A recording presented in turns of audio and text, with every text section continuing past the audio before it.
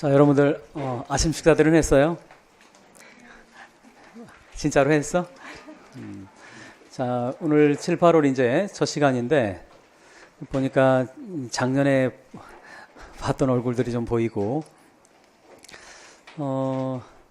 우선 옆 사람 보세요. 자, 옆 사람들하고 인사하세요. 앞으로 여러분 2달 동안 그 같은 자리에 앉아서 공부를 하게 될 텐데 아무래도 낯선 사람이 있으면 좀 썰렁하죠. 좀 서먹하기도 하고, 그러니까 서로 여러분들 이제 아침에 보면 서로 인사도 하고 좀 친하게 지냈으면 좋겠습니다. 자, 그 오늘 나눠드린 여러분 실라부스 봤어요? 실라부스 한번 보세요. 거기 보시면 그 회차하고 강의 시간 이렇게 쭉 나와 있는데, 우선 그 오늘하고 내일은 기본 이론 평가에 있는 부분을 그 2에 기본 이론 평가가 1과 2가 있는데 1은 다루지 않도록 하겠어요. 1과 2에 서로 겹쳐 있는 부분이 약간 많지는 않지만 뭐 한 조금 있긴 한데 강의 큰 틀을 위해서 1은 여러분들이 그냥 집에서 풀어보시면 되겠습니다. 중요한 건 2부터 이렇게 나갈 텐데 그 이유가 뒷부분은 이 교재가 작년하고 교재가 바뀌었죠. 교재가 바뀌었는데 가능하면 지금 그 기본 이론 평가 2는 작년에 나와 있는 교재의 내용과 거의 유사해요. 근데 그 뒷부분은 내용이 다 바뀌었어요. 그래서 지금 여러분들 가운데 작년에 이제 수업을 들었던 그 친구들도 좀 있는 걸로 알고 있는데 그 강의 학원한테 물어보니까 그렇더라고. 그래서 강의 계획을 급하게 바꿨어. 앞부분부터 나가는 게 아니고 뒷부분에 새로 교재에 반영된 부분 있잖아. 새로 바뀐 부분들, 기본 이론 평가 그 다음 부분들부터 여러분들 그 강의의 포커스를 좀 맞추도록 하겠어요. 실전 종합 문제라고 되어 있는 거 있죠. 실라부스 보세요. 실전 종합 문제 이렇게 되어 있잖아. 이건 이제 작년 교재는 없는 문제입니다. 작년 교재에서 이제 바뀐 부분이야, 그때부터. 그래서 이번 7, 8월 강의는 실전 종합 문제 중심으로 강의 진행을 하도록 하겠어요. 근데 7, 8월 강의 제목이 뭡니까? 제목이 뭐라고 되어 있어요? 우리 강의 제목이 뭐예요? 문제풀이 및 뭐라고 되어 있습니까?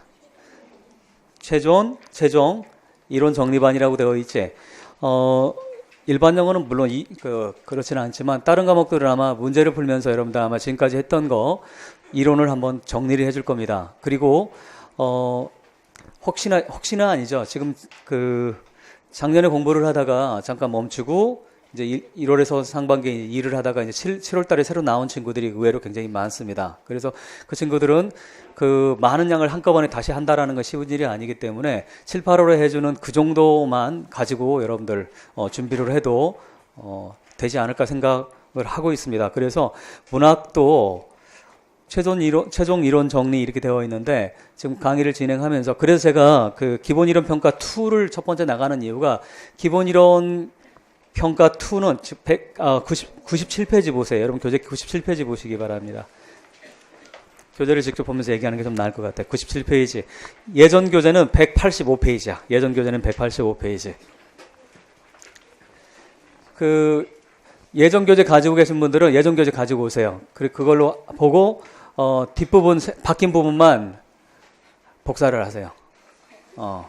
그래서 그렇게 여러분들 쓰시기 바라요. 그러니까 자, 우선 97페이지 거기 보면 기본 이론 평가 2 이렇게 나와 있는 이건 뭐냐면 문학사적으로 통시적 방법론 개념으로 정리를 해 놓은 거예요. 그러니까 그걸 여러분들 보면 아마도 문학사가 이렇게 흘러왔구나라는 통시적 방법론을 충분히 배울 수 있을 거라고 생각을 합니다. 그 다음에가 이제 뒷부 실전 문제에 가면 말 그대로 그건 뭡니까? 이제 문제 풀어야 되는 거야. 그때는 실제적으로 이제 문제를 푸는 방식으로 진행을 할 텐데, 그래서 오늘과 내일은 기본 이론 평가 다 끝냅니다. 오늘과 내일 기본 이론 평가 다 끝나는데 여러분들 집에 가서 풀어와도 되고 안 풀어와도 상관없어요. 이때까지는 기본 이론 평가는 여러분들 그냥 옵셔널이야. 풀고 안 풀고는. 근데 실전 문제는 풀어야 될까 안 풀어야 될까? 실전 문제는 여러분들 문제잖아. 문제이기 때문에 여러분들이 그건 풀으셔야 됩니다. 따라서 실전 문제 때는 제가 수업 시간에 시간을 드리지 않습니다. 곧장 그냥 여러분 다 풀었다는 전제 하에서 진도를 쫙 뺍니다. 그러니까 실전 문제는 여러분 여기 진도표에 나와 있는 거의 가능하면 진도표를 다 지키도록 하겠어요. 만약에 예를 들어서 3회차 보시기 바래요. 3회차. 실전 종합 문제 1 이렇게 되어 있죠. 그래서 이번 실라버스에는 문학에는 여러분들 제가 디테일하게 몇 페이지 집어넣지 않았어요. 왜냐하면 3회차에서 10일 날 못 끝낸 건 다음 날 끝내면 되는 거니까 그렇게 해서 여러분 이 진도표를 가능하면 다 맞출 테니까 앞 순서대로만 여러분들 풀어오시면 돼. 근데 저하고 이제 공부를 여러분들 많이 해봤잖아. 그럼 감이 올 거예요. 아, 몇 문제 풀더라. 그러면 눈치 빠른 사람들 거기 맞춰서 여러분들 풀어보시면 풀어오시면 되겠습니다. 자, 그러면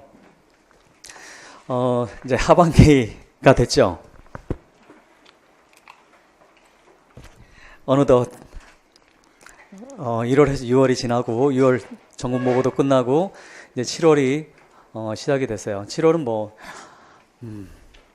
굳이 뭐 제가 설명을 하지 않더라도 여러분들한테는 이제부터는 긴장의 시간이 앞으로 진행이 될 텐데 그렇다고 너무 극도의 뭐 스트레스 받거나 그럴 필요는 없어요. 어차피 실력대로 점수 나옵니다.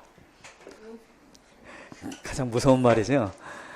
근데 플러스 운도 따르니까 실력만 작년에도 그랬고 재작년에도 그랬고 실력 있는 친구들이 의외로 떨어지는 경우도 왕왕 있어요. 시험이라고 하는 건 운도 사실은 무시 못하는 게 있기 때문에 그렇습니다. 근데 어쨌든 운은 뭐 다음 영역이고 어떻든 간에 우리가 해야 될 건 실력을 키우는 건 우리가 해야 되는 그런 거라고 생각을 합니다. 그래서 지금 이제 7, 8월에 배우는 걸 여러분들 정말 이론 마지막이잖아요. 눈을 얘기하지만 8월 말까지는 다 정리가 돼 있어야 돼요. 9월부터는 그건 늦습니다. 9월부터는 말 그대로 이제 모고를 보면서 여러분들이 실제 내가 어느 정도 위치인지를 파악하는 시기이지 내가 거기서 뭔가를 배워서 한다? 글쎄 그건 저는 타당한 방법은 아니라고 생각을 합니다. 그러니까 7, 8월까지 각각 교수법, 문학, 영어학 다 말까지는 꼭 정리를 하시기 바랍니다. 정리라고 하는 게 뭐 완벽하게 안다? 그건 아니에요. 하지만 개략적으로 머릿속에 단권화까지는 아니더라도 머릿속에 뭡니까? 매핑은 돼 있어야 돼. 아, 이렇구나라는 매핑 정도는 여러분들 8월 말까지 되어 있으셔야 됩니다. 자, 그러면 이제 문학을 여러분들 한번 쭉 봅시다. 97페이지 보세요. 97페이지. 1회 문제 이렇게 되어 있죠. 자, 이건 15세기의 대표적인 작가의 시입니다. 15세기에 Sir 토마스 와이어트의 시인데 저하고 이거 공부하신 분들도 이미 있을 거예요. 이 작품. 그 다음 98페이지 가시기 바라요. 98페이지. 이건 16세기에 당대 영국 최고의 시인으로 평가받았던 에드먼드 스펜서의 시가 되겠습니다. 셰익스피어와 동시대입니다. 그 다음 99페이지를 가시기 바라요. 누구 겁니까? 소넷 뭐 제목이 이렇게 나와 있는 윌리엄 셰익스피어 겁니다. 셰익스피어가 한동안 출제가 지금 안 됐죠. 그 다음 2회 문제로 가시기 바라요. 여기까지가 지금 본 것이 토마스 와이엇, 그 다음에 스펜서, 그 다음에 셰익스피어. 왜 이렇게 구성을 해놨을까? 자, 여러분들 15, 16세기까지 어떤 개념이 중요하다? 물론 17세기도 그렇긴 하지만 특히나 16세기 중요한 개념은 소넷입니다. 15, 16세기 소넷이 중요한데 그 소넷의 그 대표적인 세 개의 소넷을 보여주려고 이렇게 집어넣습니다. 물론 당대 최고의 작가들이기도 당연히 하죠. 그 다음에 지금 우리가 1회 문제는 16세기입니다. 16세기까지 대표적인 작품들이고 그 다음 101페이지로 가시기 바라요. 101페이지.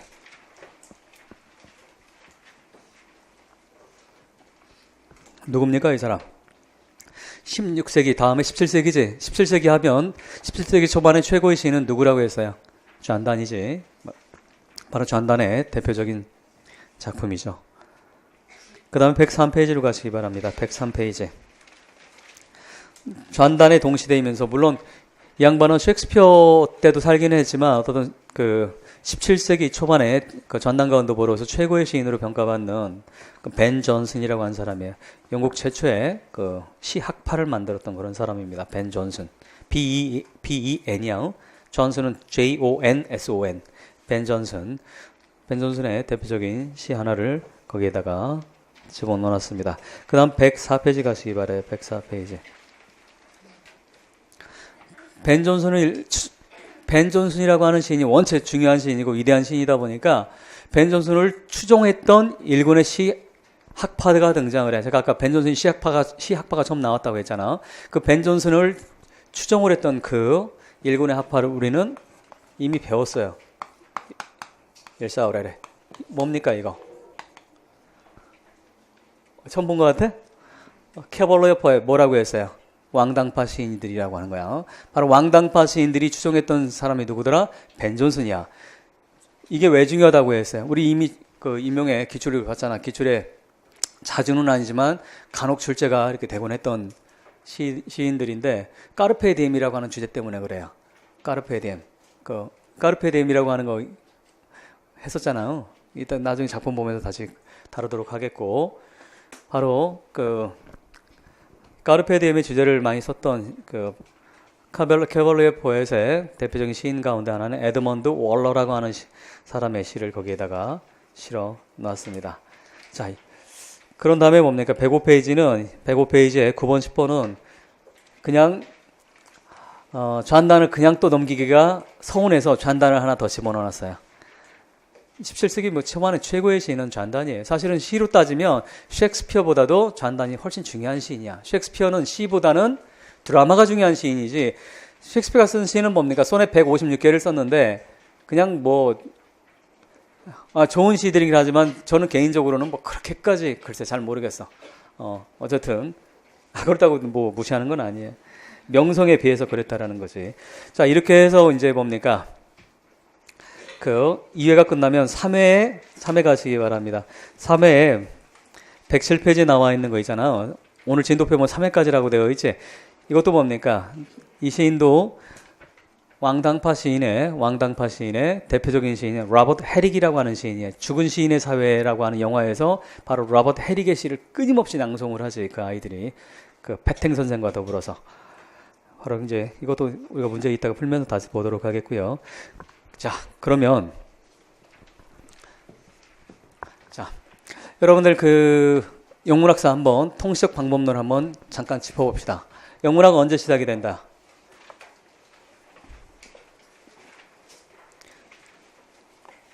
(5세기가) 영국이 시작이 되지. 그다음에 뭡니까? 15세기까지 여기까지가 중세라고 얘기하는 거고, 우리 임용 범위는 중세가 들어가지 않아요.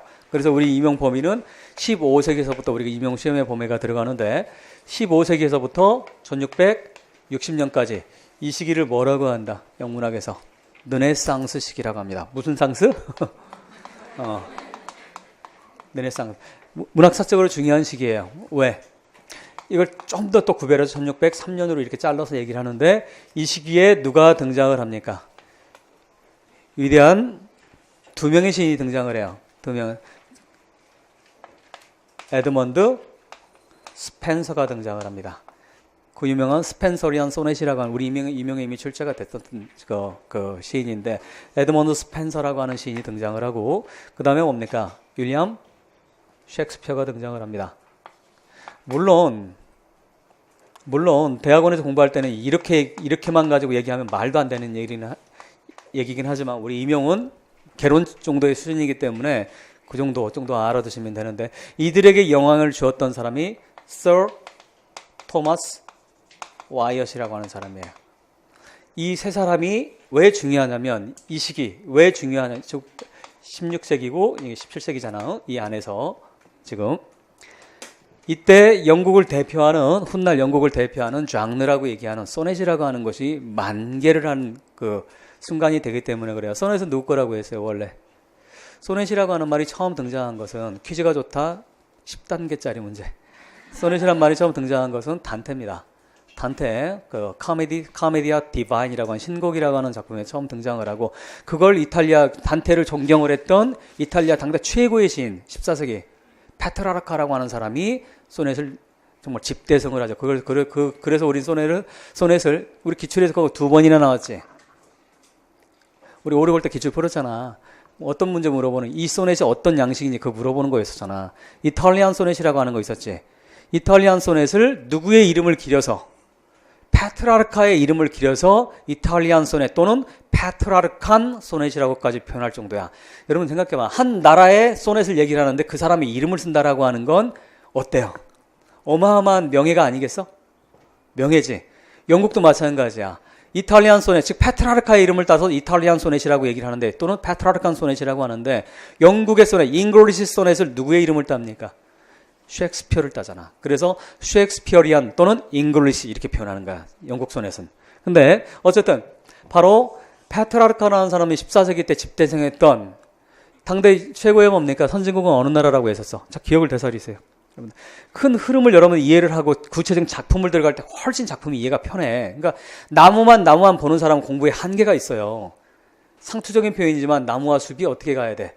같이 가야 돼. 즉 망원경만 가지고도 안 되고 현미경만 가지고도 안 돼요. 제 표현으로 하면 현미경과 망원경이 같이 가야 돼. 그래야 제대로 된 작품을 이해를 할 수가 있는데, 근데 자 다시 당대 유럽의 르네상스까지 최고의 선진국은 어디입니까? 당연히 이탈리아지. 로마가 있었던 이탈리아가 최고의 선진국이란 말이야. 따라서 새로운 건 어디서 주로 대다수가 나옵니까? 이탈리아에서 나온단 말이야. 프랑스는 이런데 거기 쌍놈의 나라 있잖아.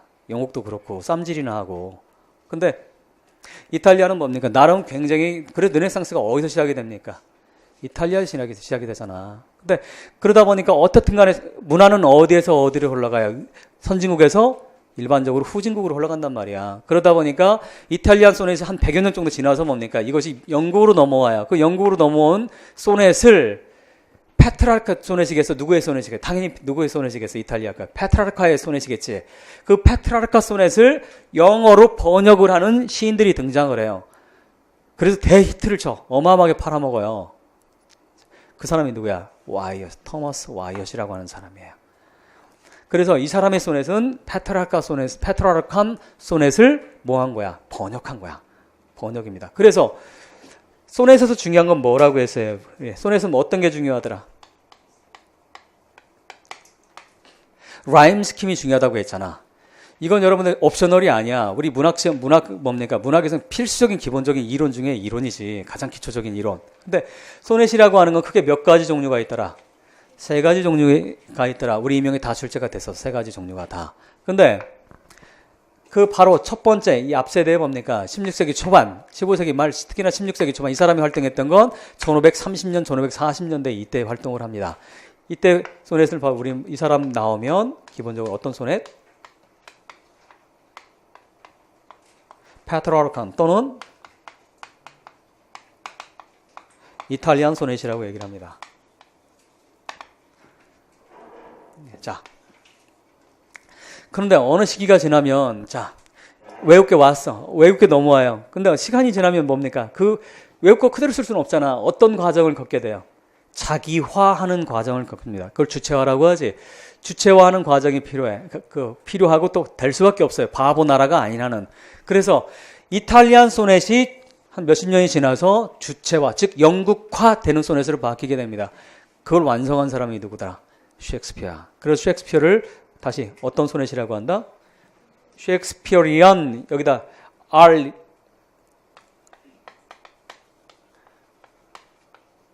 이거 붙이고 또는 뭐라고 한다? 잉글리시 소넷이라고 얘기를 합니다. 이게 두 가지가 흐름이고 중간에 항상 뭡니까? 어떤 천재들은 기존에 있던 관습이나 이걸 따르지 않아요. 따르지 않으려고 해. 그렇다고 완전히 파괴도 아니야. 기존에 있는 거를 어느 정도 변형을 시켜내는 게 사실 여러분 크리에이티비티라고 하는 거 없던 게 뚝딱 생기는 게 아니잖아. 크리에이티비티라고 하는 건 어떤 겁니까? 있는 것을 변형시켜내는 거지. 독자적으로. 바로 당대 최고의 시인으로서 천재였던 스펜서라고 하는 시인은 자기만의 소넷을 만들어냅니다. 그걸 뭐라고 합니까? 이 사람의 이름을 따서 스펜서리안 이렇게 합니다. 여기다가 이걸 붙이면 되는 거야. 스펜서리안이라고 하는 이 용어는 여러분들 그냥 마지막으로 정리 개념으로 알아두시면 좋겠어요. 어쨌든 이따가 소넷을 다시 한번 짚어볼 거고 이 르네상스 시기에 우리가 그러면 알아둬야 될 작가들은 몇 명입니까? 앞세대 1603년까지 알아둬야 될 작가는 딱 3명만 알아두시면 돼. 우리 이명을 위해서는. 그 다음 이 시기도 사실은 굉장히 중요한 시기입니다. 이 시기도 제가 여러분 상반기 정리할 때 정리가 아니라 상반기에 그 기본 이론 강의를 할 때 얘기를 했었어. 몇 개의 그룹만 알면 된다. 이건 3명이었고 이건 3그룹을 알면 됩니다. 자, 첫 번째 그룹은 누구더라? 이미 우리 배웠어요. 좌안단이라고 하는 정말 걸출한 시인이 등장을 합니다. 당대 최고의 시인이야. 문학사적으로도 좌안단만큼 중요한 영향을 끼친 시인은 사실 찾아보기가 어려워요. 밀턴 정도.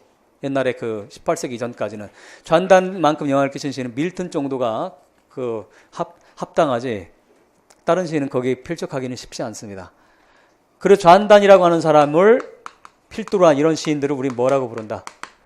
메타 피지컬 포에트리라고 얘기합니다. 즉 이게 무슨 뜻이라고 해서 메타 피지컬이라고 하는 거. 피지컬은 뭐라고 해서 제가 여러분 책상 때려보라고 했지. 기억나? 기억 안 나? 자, 주먹 들으세요. 내 탓이요, 내 탓이요. 3번 치세요.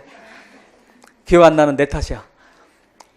자, 여러분들, 자, 손으로 만지고 옆 사람 한번 냄새 한번 맡아보세요. 옆 사람 쳐다보세요. 우리는 이런 걸 다 어떤 세계라고 하면 피지컬한 세계지. 피지컬한 세계라고 하는 건 어떤 거야? 우리 5감각을 통해서 이해할 수 있는 세계를 우리는 피지컬한 세계라고 얘기를 해요. 근데 메타가 붙었어. 무슨 말이야? 형이상학이라고 하는 거야. 형이상학이라고 하는 건 원래 뜻이 뭡니까? 약간 비아냥거리는 뒤야 사실은. 이해할 수 없는 이런 뜻이야.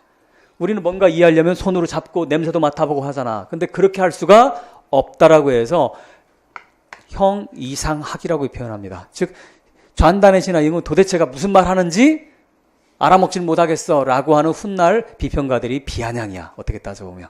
근데 어쨌든 근데 문학 용어가 돼버렸죠. 메타피지컬 포엣이라고 하는 시인들이 있고 두 번째는 뭡니까? 누가 있습니까? 이미 얘기했어. 누구? 벤 존슨을 추종했던 일군의 왕당파 시인. 왜 왕당파란 말을 붙였을까? 이거.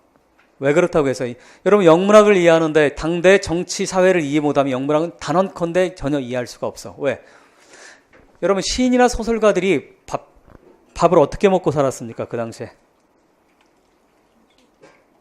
여러분 참고로 직업적 작가가 등장하는 건 18세기에 등장을 합니다. 무슨 말인지 아시겠어요? 이건 지금 18세기 한참 이전이야. 그리고 18세기에 등장하지만 먹고 살기는 굉장히 힘들었어. 직업적 작가가 자기가 책을 써가지고 먹고 살았던 최초의 시기는 18세기지만 실제적으로는 19세기야 들어서야만 비로소 뭡니까? 작가들이 글 써서 먹고 살았어. 그 말은 무슨 말이야? 작가는 뭘로 먹고 살았어? 패트론에 의해서 먹고 살았어. 다시 뭐라고 큰 소리로 뭐에 의해서? 패트론에 의해. 패트론은 뭐 하는 게 패트론입니까? 후원해주는 사람이야. 즉 그럼 후원해주는 사람이 저 거렁뱅이가 후원을 해주겠어? 돈 있는 귀족들이 후원해주겠어?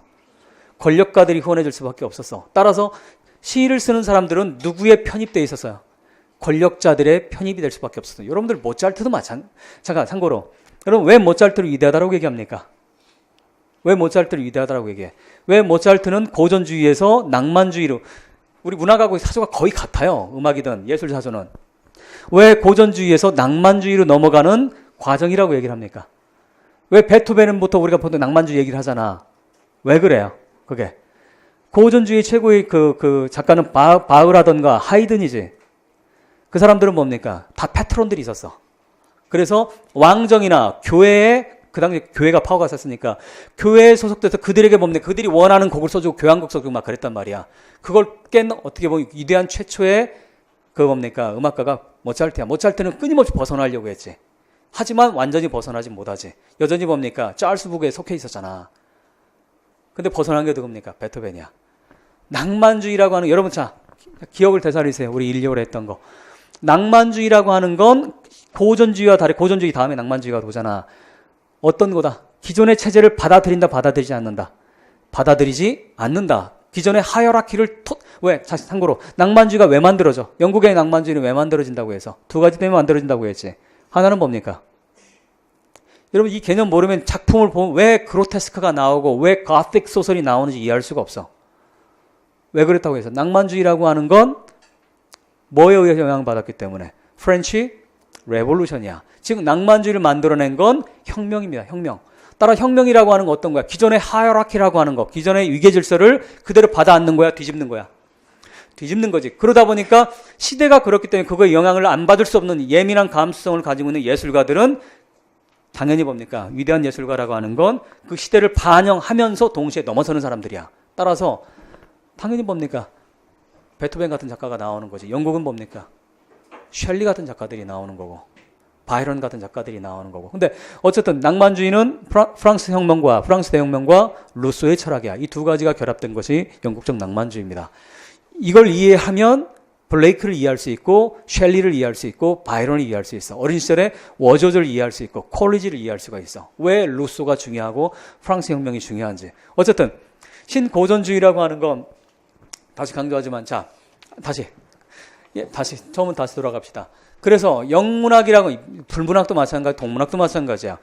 당대 시대 정치 상황을 이해하지 못하면 도대체가 이해할 수가 없어. 왜? 그들은 누구를 위해서 시를 써줬기 때문에 돈을 대줬던 패트론을 위해서 시를 많이 썼기 때문에 그들의 입맛에 맞는 시들이 많이 등장을 하게 되는데 따라서 왜 이게 지금 보면 낯뜨거운 시들이 많아요. 어쩜 이렇게 왕을 저렇게까지 찬양할까? 밥맛 없어. 이렇게. 근데 그때 먹고 살기 위해서는 어쩔 수가 없어. 그들은. 근데 참고로 독자적으로 먹고 산 시는 19세기까지 못 먹고 살았어. 그건 소설은 먹고 살았습니다. 어떻게 먹고 살았다고 했어? 신문 연재를 통해서. 그래서 18세기, 19세기 소설은 길다 짧다. 길다. 왜? 연속곡이었기 때문에 20부작, 30부작 해야 돼. 주인공이 죽어. 그러면 독자들이 항의해. 그럼 어떻게 합니까? 갑자기 암에 걸렸어. 예를 들어 이런 거야. 총을 딱 맞아. 총 맞고 이미 죽어야 돼. 근데 총 맞고 다시 3일 만에 살아났다. 뭐 이런 식으로 다시 또 부활해. 이런 식으로 하다 보면 작품이 굉장히 깁니다. 연속극이라고 생각하시면 돼. 그러니까 신문의 부스를 소설이 좌지우지했기 때문에 작가들은 뭡니까? 드디어 뭐 할 수가 있었어. 패트론이 아니라 내가 글을 써서 먹고 사는 글쟁이로서 먹고 사는 거. 채 300년이 안 돼. 그 기간이. 근데 다시 따라서 이 캐벌리에 포에트는 두 번째 그리고 캐벌리에 포에트들인데 이들은 왕당파라고 한 이유가 있습니다. 왜? 누구 편을 들었기 때문에. 왕 편을 들었기 때문에. 그럼 여러분 상식으로 왕 편을 들었다고 얘기한다면 자 편이라고 하는 건 무슨 뜻이야? 편. 누구누구 편이라고 하는 건 한 종류의 인간 집단만 있을 때는 편이란 말을 쓸 필요가 있어 없어? 자 change 몇 개의 이상을 상정합니까? 몇 개 이상. new라고 하는 건 몇 개 이상을 상정을 합니까? 적어도. new는 old를 상정하지. 무슨 말인지 아시겠어? 마찬가지 편이라고 하는 건 기본적으로 몇 개 이상의 그룹이 있어야 되는 거야. 적어도 아니 하나 있으면 뭐 편이란 말 할 필요 없잖아. 네 편이야 내 편이야. 편이란 말을 쓸 때는 뭡니까? 두 가지 이상 상정하는 거야. 그러면 제가 뭐라고 표현해서 왕 편을 들었다고 했지. 그럼 당연히 어떤 그룹이 있겠어? 왕 편이 아닌 그룹이 있겠지. 영문학에서 뭡니까? 왕과 끊임없는 뭐와 대립이었어. 영국은 의회와의 대립이지. 의회와 파르라먼트와의 대립이지. 따라서 의회를 지배하고 있던 세력들이 있습니다. 그걸 부르주아라고 불렀어. 부르주아. 성 안에 사는 사람. 제가 이거 오리올 때 설명 한번 해드렸어. 성 안에 사는 사람. 즉 무슨 말입니까? 지금으로 따지면 자본가들이야. 상업을 통해서 돈을 번 사람들. 그들만이 뭡니까? 성 안에 살 자격이 있었기 때문에. 근데 그거 기억나요? 부르란 말이 뭐라고 그랬어? 룩셈부르크, 함부르크할 때 부르가 성이란 뜻이야. 성 안에는 뭡니까? 영주의 힘이 진입하지 못하는 거야. 영주가 거긴 터치를 못하는 거니까 그 안에서 뭐가 형성될 수 있었어? 내 마음대로 장사를 할 수 있고 돈을 벌 수 있단 말이야. 이들이 몇백 년 지나니까 뭐가 돼? 바로 자본가들에서 그들 성 안에 사는 사람들이라는 뜻으로 부르주아란 말을 합니다. 그 학문적 용어야 부르주아라고 하는 거. 근데 어쨌든 즉 부르주아가 뭡니까? 돈을 많이 벌었어. 자 여러분들 자 돈 많이 벌었어. 뭐 하고 싶어? 그 다음에는 술집 가서 술 먹고 싶어? 강원랜드 가가지고 막 이거나 할래? 사람이 뭡니까? 인간은 짐승의 영역이 있어. 그 짐승의 영역을 우리는 뭐라고 해? 이카나미의 영역이야. 무슨 영역? 이카나미. 짐승의 영역이야. 즉 먹고 사는 집만 따지는 건 따라서 하세요. 나는 짐승의로소이다. 이렇게 하면 돼. 무슨 말인지 아시겠어요? 먹고 사는 집도 아직 그걸 벗어나지 못했다고 하는 아직 우리는 짐승의 레벨에 있는 거야. 그거. 근데 먹고 살았어. 이제 배가 좀 든든해. 그럼 뭐 합니까? 배가 든든하면 사람은 짐승의 영역에서 벗어나서 사람의 영역으로 오고 싶어 해. 그때 찾는 게 뭡니까?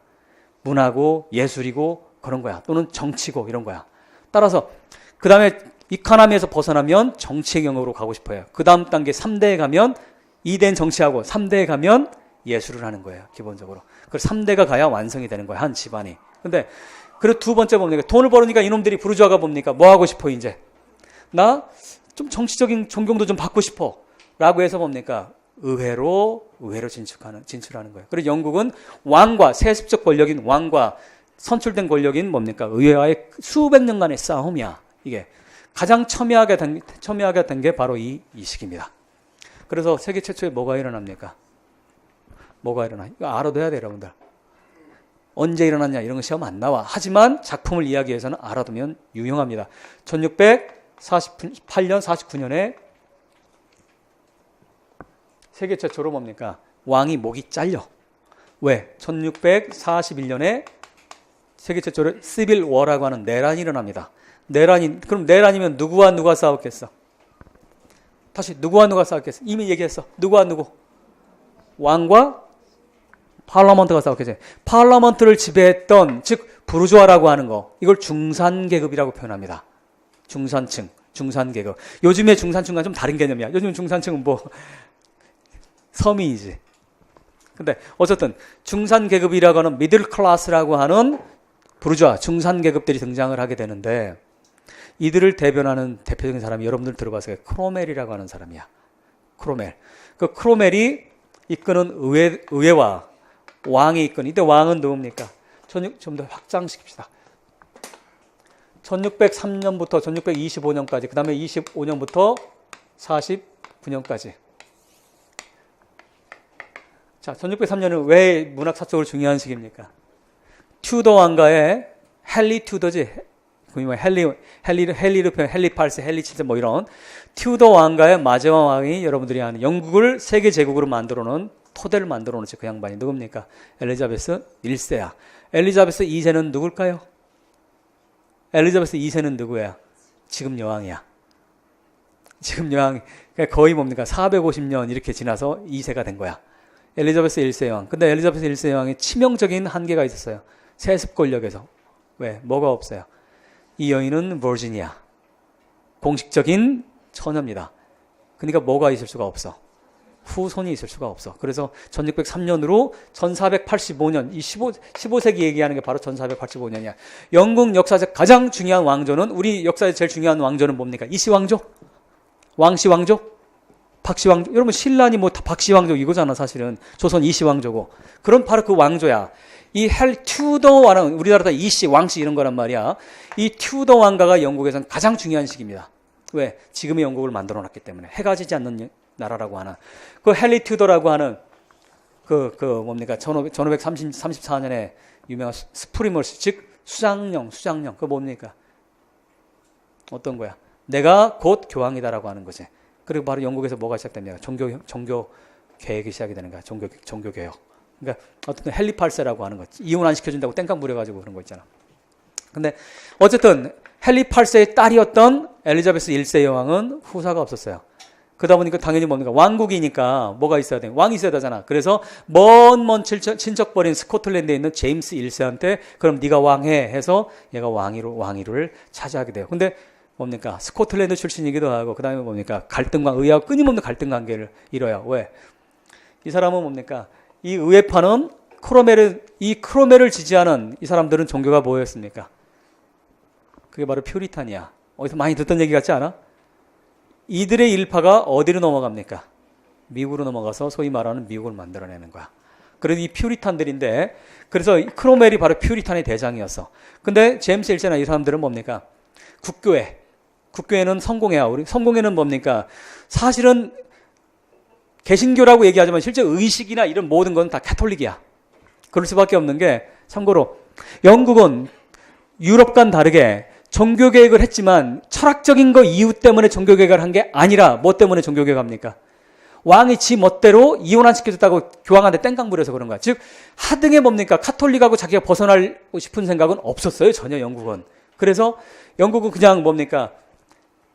처음에 루터라든지 마틴 루터니 이런 유럽에서 뭡니까? 혁명의 물결이, 종교혁명의 물결이 벌어질 때 교황 편을 들어줬던, 군사까지 보내줬던 사람이 누굽니까? 헨리 8세야. 따라서 카톨릭에서는 뭡니까? 헨리 8세는 영웅이야. 저 프레스비테리언, 즉 개신교라고 하는 프로테스탄트가 무슨 뜻이야? 여러분들, 저항하는 자들이란 뜻이야. 누구에 저항하는 거야? Catholic Church에 저항한다. 그게 바로 개신교란 뜻이잖아. 개신교는 그래 근본적으로 뭡니까? 혁명적인 종교야. 원래는. 자, 근데 유럽에서 뭡니까? 어마어마한 물결로 막 혁명이 일어나잖아. 종교혁명이. 영국은 그렇지 않습니다. 근데 아까 말했듯이 그러다 보니까 영국은 카톨릭이 좋아. 카톨릭이 좋은데 그러니까 사적인 이유 때문에 얘들은 개신교로 바뀐 거야. 따라서 앵글리칸 처치, 다른 말로 우리말로 성공회라고 하는 이 성공회는 뭡니까? 나 사실 카톨릭 버리고 싶지 않아요. 카톨릭 거 그대로 따라와. 하지만 카톨릭은 아니니까 약간 어정쩡한 상태에 있는 거야. 그래서 예식 보면 여러분 성공의 예식 보면 카톨릭과 거의 똑같아. 옷도 카톨릭 그 뭡니까? 교황들이 입는 옷, 그 비싼 옷 입고 그래. 개신교하고 완전히 차이가 나는데. 그래서 여하튼간에 뭡니까? 이 캐벌리에 포엣이라고 하는 사람들은 이 전쟁 때 바로 이때 전쟁이 일어나겠다고 했지. 1641년에 제임스 1세의 아들인 리차드 1세가 아버지의 뒤를 이어서 왕에 오르는데 방탕한 생활도 하고 그 의아가 끊임없이 뭡니까? 쌈질하다가 결국 전쟁이 일어납니다. 전쟁이 일어나는데 결국 전쟁에서 집니다. 왜? 크로멜이라고 하는 정말 위대한 사람이 등장을 하거든. 그래서 크로멜이 그 철기군이라고 하는 걸 만들어요. 그 당시에 철기군. 영화나 만화 같은 많이 등장하는 철기군이라고 하는 거. 근데 이 리차드 1세를 단두대에다가 목을 칩니다. 몇 년이야? 1648년, 49년 이 무렵이야. 프랑스보다 무려 몇 년이 앞섭니까? 150년이 앞서요. 그래서 영국은 그 어떤 나라보다 빨리 민주주의를 가져올 수 있었어. 왜? 왕의 절대적인 권위를 인정하지 않았기 때문에. 그래서 크로멜이 만들었던 정부 이름이 뭡니까? 커먼웰스야. 그 무슨 뜻이야? 커먼웰스. 그게 바로 공화국이란 뜻이야. 세계 최초의 공화국이 만들어집니다. 그래서 역사책에서는 크로멜을 보면 완전히 갈려요. 아주 보수적인 사람들은 크로멜을 증오합니다. 하지만 진보적인 사람들은 크로멜을 굉장히 높이 평가해. 근데 어쨌든 이때 바로 리차드 1세에 가담했던 일군의 시인들을 우리는 왕당파 시인이라고 해요. 그러면 퓨리탄 쪽은 없었을까? 당연히 있었겠지. 따라서 세 번째는 누가 등장합니까? 퓨리탄 포엣이 등장합니다. 대표적인 시인이 누굽니까? 바로 존 밀턴입니다. 밀턴은 크로멜의 비서였었어요. 최측근 중에 측근이었어. 그래서 그 전쟁에 1660년에 누가 다시 돌아옵니까? 이제 이걸 뭐라고 여러분들 배웠어? restoration이라고 하면 뭐라고 한다고? 자, 읽으세요. 다시 큰 소리로 뭐라고? 이 뭐 한 거야? restore한 거지. 재건한 거지. 재건. 그런 restoration이라고 하는 뭐가 다시 재건된 거가 있어? 커먼웰스가 1660년에 뭡니까? 1660년에 크로멜이 죽고 이제 뭡니까? 퓨리탄이 무너집니다. 여러분 생각해봐. 수백 년 동안 권력을 잡던 왕들이 가만히 있겠어. 끊임없는 반격을 하지. 그래서 전쟁에 리차드 1세가 뭡니까? 죽으면서 영국에 있는 귀족들 있지. 왕 친척들이 다 어디로 도망갑니까? 프랑스로 도망가. 귀족의 나라라고 했던 프랑스로 대고 도망가는데 거기서 가만히 있었겠어? 여러분들 같으면 뭐 하겠어? 어떻게 하겠어? 끊임없이 뭡니까? 크로멜을 뒤집어 엎으려고 막 했겠지. 근데 얘들한테 운이 좋게도 무슨 일이 벌어져요? 크로멜이 갑자기 급사합니다. 죽어요. 죽으니까 구심점이 없다 보니까 막 흔들리는 거지. 그리고 기득권 질서는 누가 갖고 있었어? 이미 왕이 가지고 있었지. 근데 기껏 해봐서 한 11년 정도 정권을 잡았는데 그거 뭡니까? 그냥 별게 아닌 거지. 크로멜이 좀 더 살았으면 더 모르겠지만 일찍 죽었단 말이야. 그러니까 다시 뭡니까? 프랑스로 가 있던 귀족들이 프랑스의 돈을 받아서 그 다음에 스페인의 도움을 받아서 뭡니까? 무기를 가지고 영국으로 와서 얘들 다 처단해 버립니다. 이제 우리는 문학적으로 돌아옵시다. 그럼 존 밀턴은 어떻게 될까? 존 밀턴이야말로 최고의 바로 뭡니까? 1급 대역죄인이 된 거지. 그래서 처음에 감옥에 갇혔다가 근데 원체 존 밀턴이 인격적으로도 훌륭한 사람이고 국민들이 신망이 높았던 사람이기 때문에 죽이지 못합니다. 감금을 시켜버려요. 그때 그 감금된 상태에서 집에서 쓴 작품이 그 유명한 패러다이스 로스트라고 하는 거, 신라곤이라고 하는 걸작을 쓰게 되는데 어쨌든 자 정리합시다. 앞세대. 자, 르네상스 시기는 크게 몇 세대로 나눌 수 있더라? 두 시기로 나눌 수 있더라. 앞시기 누구? 우린 누굴 배워야 된다?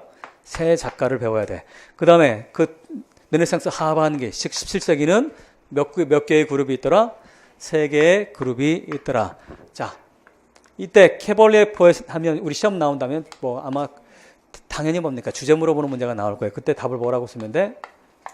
까르페 디엠이라고 쓰시면 돼. 우리말로 뭐라고 합니까? seize the day라고 하는 거지. 기회를 포착해라. 기회를 잡아서 노세노세 젊어서노세 뭐 이런 거지. 자, 그러면 어떤 오늘 여러분 우리가 다뤄야 될 부분이 여기까지입니다. 여기까지 이제 우리가 다루게 될 텐데 앞으로 갑시다. 1회 문제로 가시기 바랍니다.